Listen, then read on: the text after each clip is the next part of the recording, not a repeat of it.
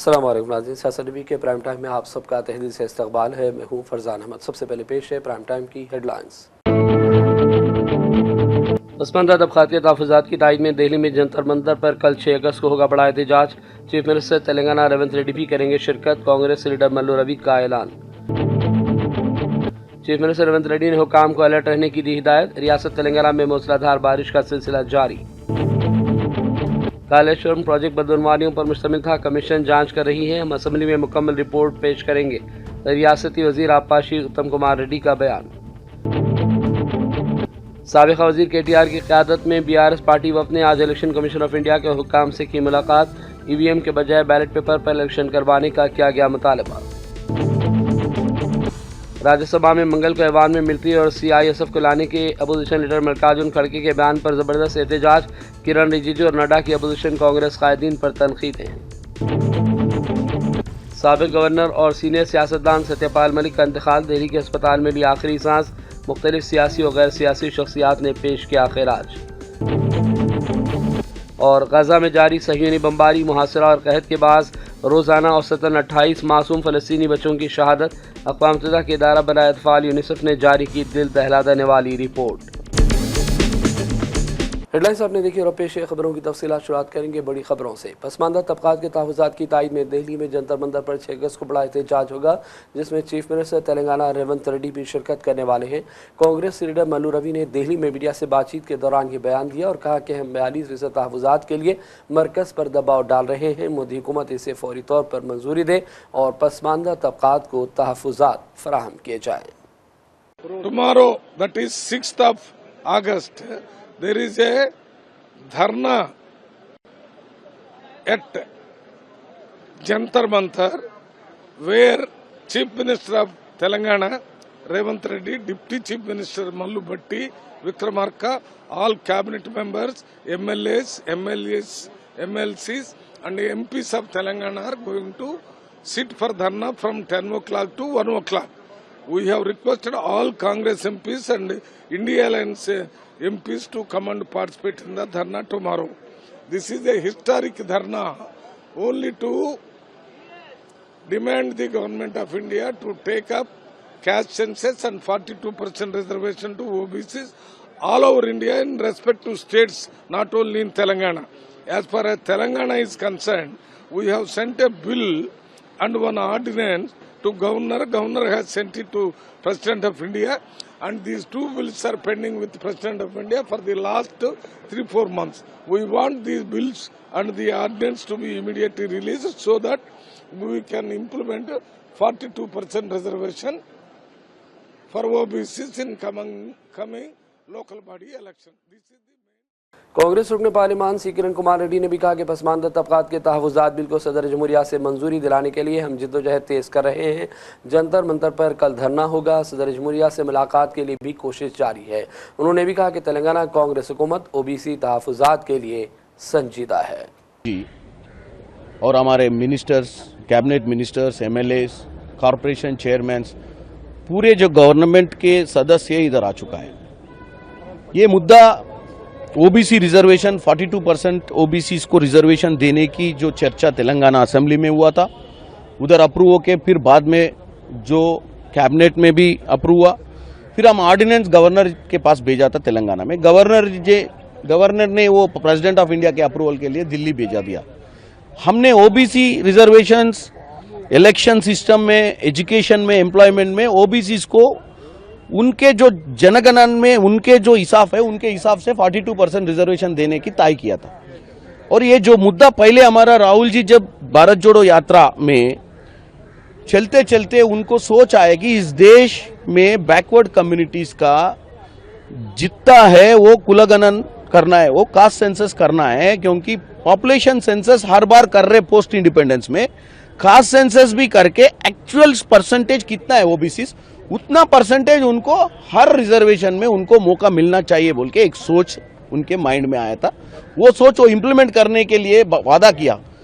हम सत्ता में आने के बाद तेलंगाना में 2024 फरवरी में ये प्रोसेस चालू करके 25 फरवरी में इसको पूरा मेटिकुलस प्रोसेस में इसको फाइनल किया और 42% रिजर्वेशन हमने अप्रूव कर लिया। ग्राउंड पे, जैसे पार्लियामेंट असेंबली में और उधर। तो हमको अभी सिर्फ मदद चाहिए इधर सेंट्रल गवर्नमेंट से। मोदी साहब भी ओबीसी कास्ट सेंसस करने के लिए वो भी तैयार हो गया। अभी 2026 जब पॉपुलेशन सेंसस करने वाला है उस टाइम कास्ट सेंसस भी करेंगे बोल के बोला, अच्छी बात है। तो पहले हम कर चुका है, हमारे तो साइंटिफिक प्रोसेस में करा, हमारे प्रोसेस भी हम बताने को तैयार है हम लोग। तो हमारे को अभी इमीडिएट है, लोकल बॉडी इलेक्शन से आया हमारे पास, हमको 42% रिजर्वेशन का अप्रूवल देने की जरूरत है, इसीलिए हम पूरे आके इधर कल प्रोटेस्ट कर रहे। आज भी हमारे पार्लियामेंट एमपीस, जो Telangana MPs adjournment motion move किया था और स्पीकर साहब को ओबीसी था 42% के ऊपर चर्चा करने की कोशिश किया, लेकिन हाउस एडजर्न हो गया था।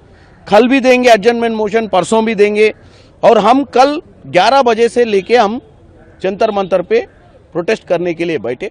हम पूरे 200 जो इंडिया अलायंस तेलंगाना कांग्रेस की जानिब से दिल्ली में जंतर मंतर पर किए जाने वाले 6 अगस्त के मुजाहरे के सिलसिले में तैयारियों का एमएलसी आमिर अली खान और सीनियर कांग्रेस लीडर हनुमत राव ने जायजा लिया। ओबीसी तहफ़्फ़ुज़ात के सिलसिले में ये कांग्रेस का एहतजाजी धरना कल मुनक़िद होगा।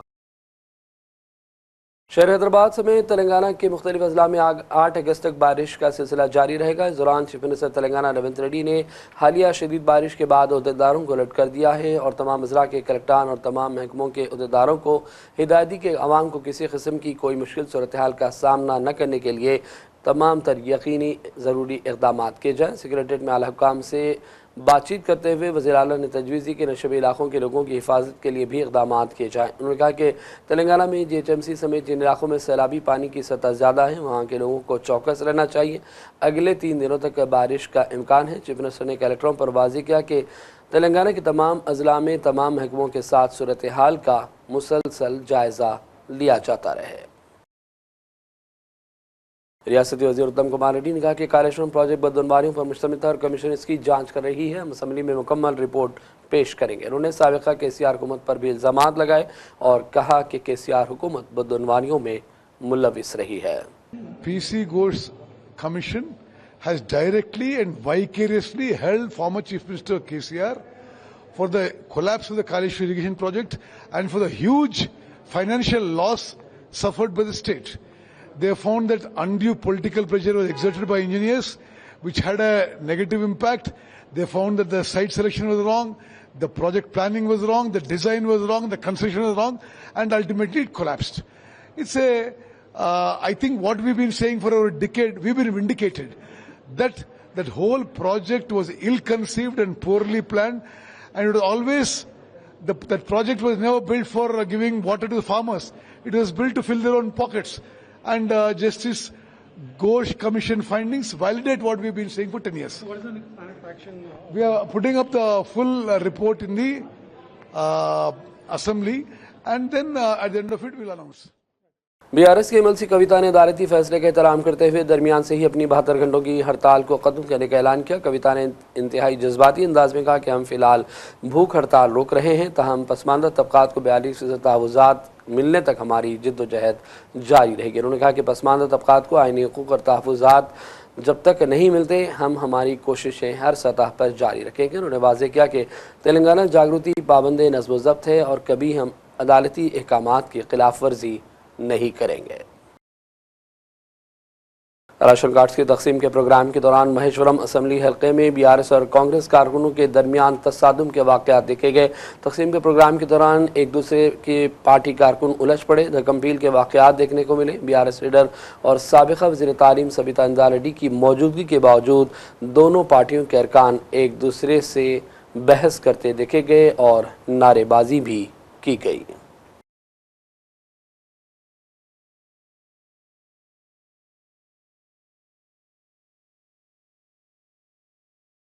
BRS के सीनियर लीडर और साबिक़ा रियासती वज़ीर हरीश राव ने रियासती कांग्रेस हुकूमत पर सख्त इल्ज़ामात लगाए। उन्होंने कहा कि हुकूमत ने कालेश्वरम कमीशन का सहारा लेकर सियासी इंतकाम की राह इख्तियार की। हरीश राव ने निशानदेही की कि गोदावरी नदी पर वाक़े पोलवरम प्रोजेक्ट 3 मरतबा मुनहदम हो चुका है। इसके बावजूद नेशनल डिज़ास्टर मैनेजमेंट अथॉरिटी ने एक बार भी दौरा नहीं किया, लेकिन मेडगेडा बैराज पर टीम 3 मरतबा खुद पहुँच गई। उन्होंने इल्ज़ाम लगाया कि अब जबकि मुकामी बल्दियाती इंतखाबात करीब हैं, हुकूमत ने दोबारा कालेश्वरम कमीशन के नाम पर सियासी साजिश का सिलसिला शुरू कर दिया है।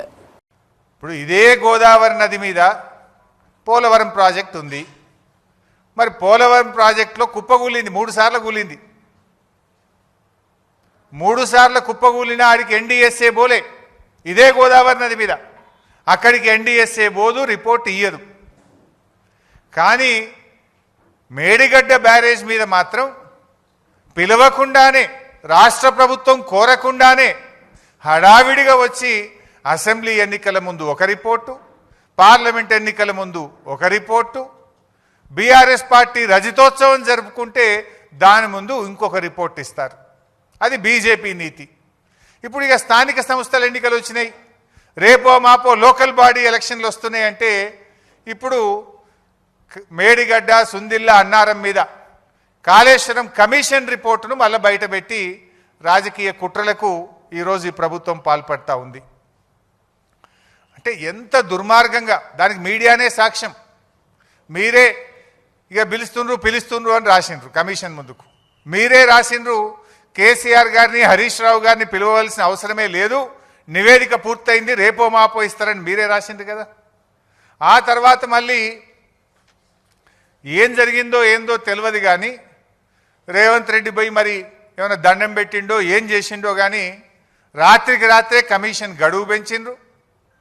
మళ్ళా రాత్రికి రాత్రే లీకులు. ఏమని? హరీష్ రావు గారిని, కేసీఆర్ గారిని కమిషన్ పిలిచింది, మాకు నోటీస్ రాలే. గమ్మత్ ఏంటంటే మాకు నోటీస్ రాలే, మీడియాలో మాత్రం లీక్ వచ్చింది. ముందు రోజేమో పిలుస్తలేరు, రిపోర్ట్ ఇచ్చిండ్రు అన్నారు. తెల్లారేమో లే రిపోర్టు ఎక్స్టెన్షన్ ఆఫ్ టైం అయింది కమిషన్కు, నోటీస్ ఇచ్చిండ్రు అన్నారు. మాకు నోటీస్ రాలే కానీ మీడియాలో మాత్రం నోటీస్ వచ్చింది. అంటే ఇదంతా ఒక కుట్రతో జరుగుతున్నది అనేది చాలా స్పష్టంగా మనకు అర్థమవుతా ఉంది. साबिक़ा रियासती वज़ीर KTR की क़यादत में पार्टी का आला सतही वफ़द दिल्ली के दौरे पर है। पार्टी वफ़द ने आज दोपहर इलेक्शन कमीशन ऑफ इंडिया के हुकाम से मुलाकातें की, जिसके बाद उन्होंने प्रेस कॉन्फ्रेंस भी की। KTR ने कहा कि हमने इलेक्शन कमीशन से EVM के बजाय बैलेट पेपर से इलेक्शन करवाने का मुतालबा किया है। खासतौर पर अब चूँकि बिहार में इलेक्शन करीब है, इसलिए हमने कहा है कि इसकी शुरुआत बिहार से कर दी जाए और EVM के बजाय बैलेट पेपर का इस्तेमाल किया जाए। ఇవాళ బిహార్లో జరిగిన దానిలో ఉన్న లోపాలు కనుక మనం అరికట్టకపోతే రేపు తెలంగాణలో కూడా జరుగుతాయి. కాబట్టి ఇదొక బిహార్లో ఉన్న రాజకీయ పార్టీల సమస్య కాదు, ఈ దేశంలోని అన్ని రాజకీయ పార్టీలు ప్రజల సమస్య. ఎందుకంటే ఇంతకుముందు మేము ఎలక్షన్ కమిషనర్ గారికి ఒకటే చెప్పాం, సార్ మీరు ఎవరైనా అనర్హుడికి ఒక ఓటు వచ్చినా పర్వాలేదు, కానీ అర్హుడు ఒక్కరు కూడా ఓటు కోల్పోవడానికి వీల్లేదు. ఆ సూత్రం పాటించండి. అర్హత గల ఏ ఒక్క వ్యక్తి, మహిళ కానీ పురుషుడు కానీ ఎట్టి పరిస్థితుల్లో ఓటు కోల్పోకూడదు అనే మాట వారికి చెప్తే వారు కూడా ఏకీభవించారు. వారు ఏమన్నారంటే ప్రాసెస్లో ఎక్కడ లోపాలు ఉన్నాయో మాకు చెప్పండి, మేము కరెక్ట్ చేసుకుంటాము, బీహార్లో కూడా పారదర్శకంగా పనిచేసే ప్రయత్నం చేస్తున్నాము అని వారు చెప్తా ఉన్నారు. వారికి మేము చెప్పింది ఏమంటే సమస్య వచ్చినాక రియాక్ట్ కావడం కాదు, ఒక ప్రాసెస్ ఇన్స్టిట్యూట్ చేయండి. తాలూకా లెవెల్ దాకా, మండల్ లెవెల్ దాకా కూడా మీరు అన్ని పార్టీలను సంప్రదింపుల్లోకి తీసుకొని, కాన్ఫరెన్స్లో తీసుకొని, అవసరమైతే మండల్ లెవెల్లో కూడా కమిటీలు ఏర్పాటు చేసి అందులో ప్రతి పార్టీకి కూడా భాగస్వామ్యం కల్పించినట్టయితే ఏ ఓట్లు పోతున్నాయి, ఎందుకు పోతున్నాయి అనే లిస్టు అవసరమైతే అక్కడికక్కడే డిస్ప్లే చేయగలిగితే పంచాయతీ ఉండదని చెప్పి వారికి చెప్పాము. వారేమన్నారంటే పార్లమెంట్లో గొడవ చేయడం కాదు, వాళ్ళందరిని వచ్చి మాకు కూడా చెప్పమనండి, మేమేం తప్పు చేస్తున్నామో చెప్పమనండి, మేము కూడా చెప్తాము సమాధానం. అంతేగాని మమ్మల్ని బయట అంటే లాభం లేదు, మీలాగా వాళ్ళని కూడా రమ్మనండి, మేము టైం ఇస్తాము, వచ్చి చెప్పమనండి, మాకు అభ్యంతరం లేదన్నారు. మేమైతే బీహార్ ప్రజల తరఫున, భారతదేశ ప్రజల తరఫున ప్రజల్లో ఉన్న అనుమానాలను గట్టిగా ఎలక్షన్ కమిషన్ దృష్టికి తెచ్చాము. మరి వారు కొన్ని చిన్న సవరణలు చేసుకుంటే దేశానికి మంచిది, ప్రజాస్వామ్యం.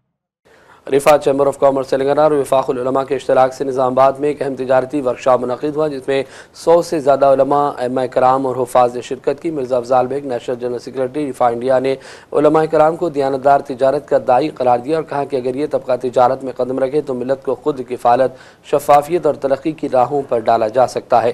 यूसुफ अली खान, सदर रिफा चैम्बर तेलंगाना, ने तिजारत को सुन्नत नबवी सल्लल्लाहु अलैहि वसल्लम करार दिया, जबकि मौलाना रुकनुद्दीन नदवी और मौलाना इरफान फलाही ने उलमा को माशी मैदान में मुतारिक होने का मशवरा दिया। वर्कशॉप में कारोबारी माहिरीन ने छोटे कारोबार, सरमाकारी और इस्लामी मालियाती उसूलों पर रहनुमाई फराहम की। उलमा ने इस इक़दाम को मिलत की तरक्की की सिमत एक अहम कदम करार दिया। इस तरह के मज़ीद प्रोग्राम्स मुनक़िद करने पर भी जोर दिया गया। हैदराबाद के मशहूर इलाके बंजाराहिल्स में एक बड़ी सड़क धंसने का वाकया पेश आया। हादसा उस वक्त पेश आया जब एक 10,000 लीटर पानी का टैंकर गुजर रहा था। यानी शाहिदीन के मुताबिक भारी गाड़ी की वजन से सड़क अचानक बैठ गई। टैंकर का अगला हिस्सा धंसे हुए हिस्से में फंस गया, जिससे आसपास रहने वालों और राहगीरों में खौफ देखा गया। खुशकिस्मती से कोई जानी नुकसान की इत्तला नहीं है। मुकामी इंतजामिया और बल्दी हुक्काम फौरी तौर पर मौके पर पहुंचकर मुतासरा इलाके को मजीद हादसा से बचाने के लिए मुहासिरा करते हुए रुकावटें खड़ी की गई। ट्रैफिक को मुतबादिल रास्ते पर मोड़ा गया। ग्रेटर हैदराबाद म्यूनिसिपल कॉरपोरेशन ने मरम्मत का काम भी शुरू कर दिया है और तफसीली मुआयना करने और मुतासरा हिस्से की फौरी बहाली का भी यकीन दिलाया। हैदराबादी क्रिकेटर मोहम्मद सिराज ने आखिरी 4 विकेटों में से 3 विकेटें लेकर हिंदुस्तान को इंग्लैंड के खिलाफ 5वीं और आखिरी टेस्ट मैच में सनसनीखेज 6 रनों से फतह दिलवाई। ये मैच पीर के रोज लंदन के द ओवल ग्राउंड्स में खेला गया। इस फतह के साथ हिंदुस्तान ने 5 मैचों की टेस्ट सीरीज को 2-2 से बराबर कर दिया। 5वें टेस्ट मैच का आखिरी दिन निहायत सनसनीखेज रहा जब हिंदुस्तान और इंग्लैंड के दरमियान आखिरी वक्त तक मुकाबला रहा। मोहम्मद सिराज की शानदार गेंदबाजी ने मैच का रुख बदल दिया, जिसके बाद सिराज ने मीडिया से बातचीत कर कहा कि वो मुसलसल मेहनत करते हुए बेहतर परफॉर्मेंस की कोशिशें कर रहे हैं। सर, आप जैसे बोले आपने कि एंडोरेंस के बारे में, सर मैंने बहुत एक अच्छी नीयत से अपनी मेहनत की है अपने गेम के पीछे। मैं किसी का बुरा नहीं चाहता हूँ। तो ये मेरा एक ही माइंडसेट रहता है कि आप जब 1.4 बिलियन इस दुनिया में से आप सेलेक्ट होते हैं 11 में, तो आप मतलब इट्स बिग थिंग, आप एक कंट्री को रिप्रेजेंट कर रहे हो। तो ये मेरे माइंड में रहता है कि हमेशा कि मैं अपनी कंट्री के लिए क्या बेस्ट कर सकता हूँ। आज जैसा मैच जीते 1.4 बिलियन पीपल, आज पूरे के चेहरे पे आज हंसी है। तो ये चीज़ बोलूँगा कि आप जितना हो सके अपने गेम के लिए आप ऑनेस्ट रहिए। अपने जो भी आप वर्क कर रहे हो उसके ऊपर आप बिलीव करो कि मैं कर सकता हूँ। तो ये चीज़ इम्पॉर्टेंट है एज ए प्रोफेशनल प्लेयर के लिए कि आप बिलीव बहुत ही इम्पॉर्टेंट है। बिना बिलीव के कुछ नहीं हो सकता। जैसा आज मॉर्निंग में उठा था मैं अपने गूगल से ये चीज़ निकली, क्योंकि मैंने को पता था कि मैं कर सकता हूँ। कि जैसा आज मैं हमेशा 8 बजे उठता था, तो आज मुझे 6 बजे नींद हुशार हो गई। तो मैंने यही सोचा कि मैं कर सकता हूँ। तो फिर गया गूगल पे सर्च किया कि मैं ये इमोजी लिया और मेरे वॉलपेपर पे। तो believe system is very important.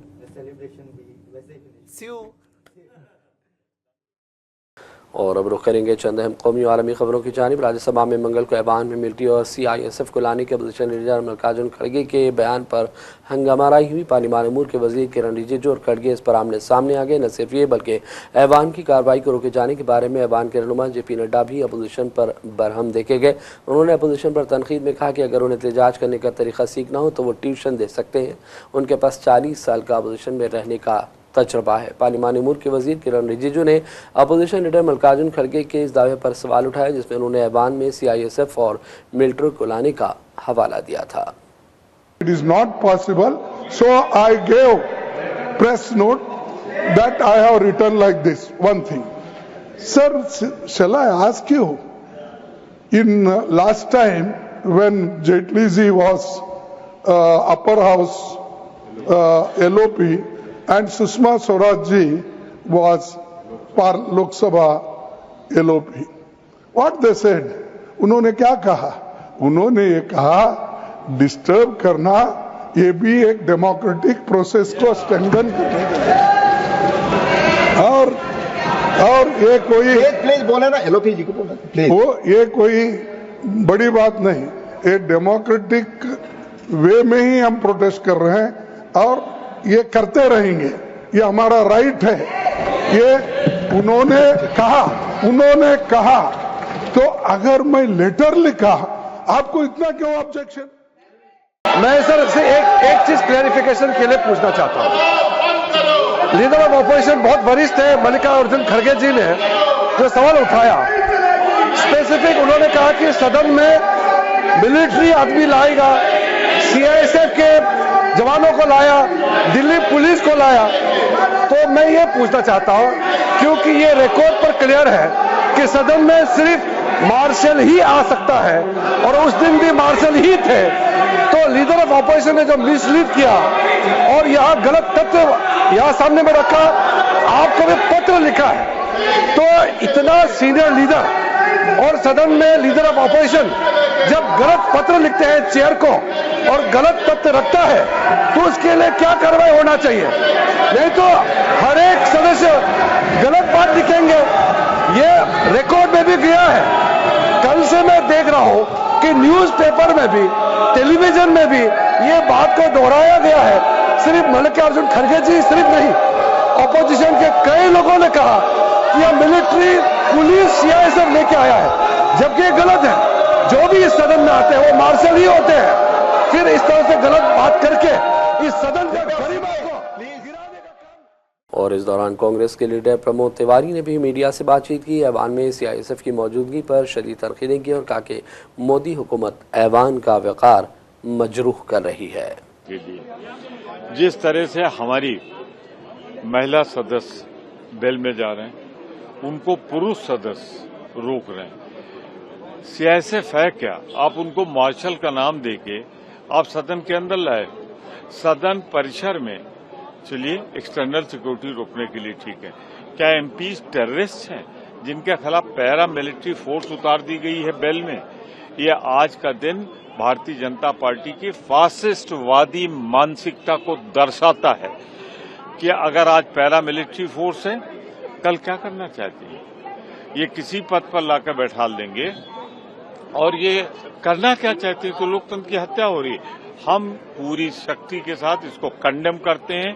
Bharatiya Janata party सरकार की इस कोशिश की आलोचना। जेपी नड्डा ने भी स्वीकार किया प्रमोद जी कि सीआईएसएफ भी थी, ऐसी कोई खबर? हाँ, उन्होंने खुल्लम खुल्ला कहा ये सीआईएसएफ। ये जो सदस्य आए थे इन्हीं ने स्वीकार किया है कि हम सीआईएसएफ के हैं। अब उनको आप कांग्रेस लीडर जयराम रमेश ने कहा कि जम्मू कश्मीर को मुकम्मल रियासत का दर्जा मिलना चाहिए। कांग्रेस सदर मल्लिकार्जुन खड़गे और साबिक सदर राहुल गांधी ने भी इस सिलसिले में वज़ीर-ए-आज़म को मकतूब रवाना किया, लेकिन मोदी हुकूमत के पास अभी तक कोई जवाब नहीं आया। राहुल जी, दोनों एलओपी राहुल जी ने और खड़गे जी ने प्रधानमंत्री को खत लिखा है कि जम्मू और कश्मीर को पूरे राज्य का दर्जा फिर से वापस लौटाना चाहिए और लद्दाख में छठी अनुसूची है जो हमारे संविधान का, उसमें शामिल करना चाहिए ताकि कि नौकरशाही प्रणाली जो है लद्दाख में वो खत्म हो और 6 शेड्यूल में लाया जाए। ये तो मांगे हैं लद्दाख के लोगों की मांग और फुल स्टेटहुड की मांग जम्मू और कश्मीर के लोगों की। हमने प्रधानमंत्री को खत लिखा है, राहुल जी ने और खड़गे जी ने, उस पर कोई जवाब नहीं आता। प्रधानमंत्री किसी खत का जवाब नहीं देते हैं, सर्वदलीय बैठक में नहीं आते हैं, खत का जवाब नहीं देते हैं, संसद में चुनावी भाषण करते हैं, पर संसद के बाहर देश के नाम संदेश भेजते रहते हैं। नई दिल्ली, जम्मू कश्मीर और मेघालय के गवर्नर रह चुके सत्यपाल मलिक का आज 5 अगस्त 2025 को इंतकाल हो गया। वो कई दिनों से अस्पताल में जेर इलाज थे, उनका इलाज जारी था। सत्यपाल मलिक ने दिल्ली के राम मनोहर लोहिया हॉस्पिटल में अपनी आखिरी सांस ली। सत्यपाल मलिक के ज़ाती सिक्योरिटी के असराना ने ये मालूमात दी। सत्यपाल मलिक के सोशल मीडिया अकाउंट एक्स पर भी उनके इंतकाल की इत्तला दी गई। सत्यपाल मलिक बिहार के भी गवर्नर रह चुके थे। सरकारी मालूमात के मुताबिक सत्यपाल मलिक को गुर्दों का अर्जा था। उन्होंने किसान तहरीक, बदनबानी और कई कौमी मसाइल पर अपनी बेबाक राय देते हुए शोहरत हासिल की थी। मुख्तलिफ सरकर्दा सियासी और गैर सियासी शख्सियात ने सत्यपाल मलिक को खराज पेश किया और उनके इंतकाल पर गहरे दुख का इजहार किया गया है। और बात करेंगे फ़लस्तीन के हवाले से। अक़वाम मुत्तहिदा के इदारा बराए अतफ़ाल यूनिसेफ ने आज सुबह अपनी दिल दहला देने वाली रिपोर्ट जारी किया, जिसमें इंकशाफ किया कि गज़ा में जारी सहनी बमबारी की वजह से रोज़ाना लगभग 28 मासूम बच्चे भूख की वजह से शहीद हो रहे हैं। ये खूनी सिलसिला गुज़िश्ता 660 दिनों से जारी है और रुकने का नाम नहीं ले रहा है। यूनिसेफ ने बयान में कहा कि गज़ा के बच्चे ग़िज़ाई क़िल्लत, शदीद भूख, बुनियादी तिब्बी इमदाद की कमी और ज़रूरी खदमात की अदम दस्तियाबी जैसे हालात में रोज़ मौत के मुँह में जा रहे हैं। यूनिसेफ ने कहा कि गज़ा के बच्चों को फ़ौरी तौर पर खुराक, साफ़ पानी, दवाओं और तहफ़्फ़ुज़ की ज़रूरत है और जंग का फौरी खात्मा किया जाए। बच्चों की बका के लिए जंगबंदी नागुज़ीर हो गई है। यूनाइटेड नेशंस ने भी अपनी रिपोर्ट में मज़ीद इंकशाफ किया कि मई सन 2025 से लेकर अब तक 1500 से ज़्यादा फ़लस्तीनी शहीद हो चुके हैं, जबकि खुराक के हुसूल के लिए इमदादी मरकज़ या अक़वाम मुत्तहिदा की इमदादी राहदारियों पर वो मौजूद थे और इस दौरान ज़ालिम इसराइली फ़ौज ने उन्हें अपने हमलों का निशाना बनाया। और अब आखिर में हेडलाइंस पर डालेंगे एक और नज़र। पसमानदा तबक़ात के तहफ़्फ़ुज़ात की तायीद में दिल्ली में जंतर मंतर पर कल 6 अगस्त को होगा बड़ा एहतजाज। चीफ मिनिस्टर तेलंगाना रेवंत रेड्डी भी करेंगे शिरकत। कांग्रेस लीडर मल्लू रवि का ऐलान। चीफ मिनिस्टर रेवंत रेड्डी ने हुकाम को अलर्ट रहने की दी हिदायत। रियासत तेलंगाना में मूसलाधार बारिश का सिलसिला जारी। कालेश्वरम प्रोजेक्ट बदनवालियों पर मुश्तमिल था, कमीशन जांच कर रही है, हम असेंबली में मुकम्मल रिपोर्ट पेश करेंगे। रियासती वजीर आबपाशी उत्तम कुमार रेड्डी का बयान। साबिक़ वजीर KTR की क़यादत में BRS पार्टी वफ़द ने आज इलेक्शन कमीशन ऑफ इंडिया के हुक्काम से की मुलाकात। EVM के बजाय बैलेट पेपर पर इलेक्शन करवाने का किया गया मुतालबा। राज्यसभा में मंगल को ऐवान में मिलिट्री और CISF को लाने के अपोजिशन लीडर मल्लिकार्जुन खड़गे के बयान पर ज़बरदस्त एहतजाज। किरण रिजिजू और नड्डा की अपोजिशन कांग्रेस कायदीन पर तनकीदें। साबिक़ गवर्नर और सीनियर सियासतदान सत्यपाल मलिक का इंतकाल, दिल्ली के अस्पताल में ली आखिरी सांस। मुख्तलिफ सियासी और गैर सियासी शख्सियात ने पेश किया खिराज। और गजा में जारी सहयूनी बमबारी, मुहासरा और कहत के बाद रोज़ाना औसतन 28 मासूम फ़लस्तीनी बच्चों की शहादत। अक़वाम मुत्तहिदा के इदारा बराए अतफ़ाल यूनिसेफ ने जारी की दिल दहला देने वाली रिपोर्ट। प्राइम टाइम का सिलसिला फ़िलहाल यही ख़त्म करते हैं। मोहम्मद फरजान अहमद को पूरी टीम के साथ इजाज़त दें। देखते रहिए सियासत TV। अल्लाह हाफ़िज़।